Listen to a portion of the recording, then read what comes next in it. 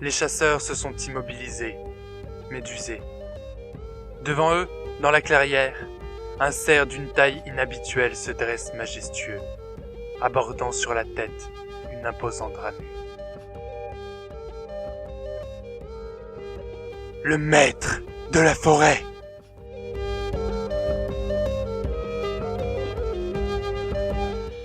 Les Gaulois l'ont reconnu à la touffe de poils clairs en forme de croissant de lune qu'il porte au milieu du front. C'est le vieux solitaire, celui qui, dit-on, ne revient que tous les 30 ans. Ce cerf insaisissable dont les anciens parlent à la fin des banquets, quand la cervoise délie les langues et fait remonter à la mémoire d'interminables histoires de chasse.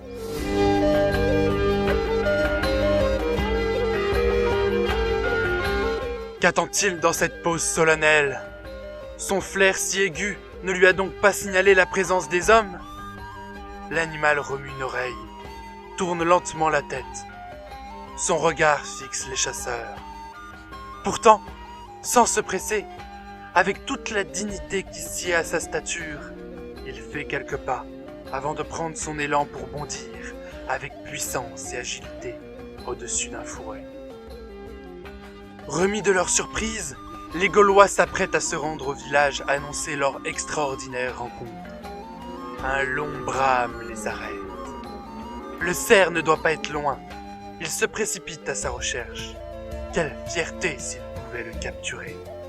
Quel accueil triomphal s'il ramenait le maître de la forêt. Ils aperçoivent à nouveau le cerf à quelque distance d'eux, la tête levée pour brouter les branchages. Il paraît les attendre.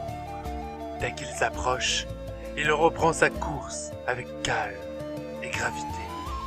Une fois, 2 fois, 20 fois le cerf laisse venir les hommes à portée de lance avant de s'échapper. Les Gaulois s'énervent. Décidément, le vieux solitaire se moque d'eux. Mais ils finiront bien par avoir sa peau. D'ailleurs, le voilà acculé au pied d'une falaise.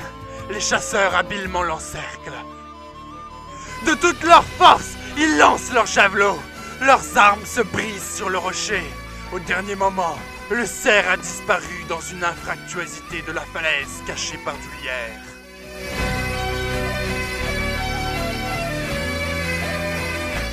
Fous de rage, voyant qu'ils ont encore été une fois bernés, les Gaulois saisissent leur épée et pénètrent dans la fissure de la falaise. L'obscurité devient bientôt totale. Ils avancent en tâtonnant dans le boyau étroit. Peut-être ont-ils tort d'insister. Ne sont-ils pas en train de troubler la demeure de quelque dignité souterraine?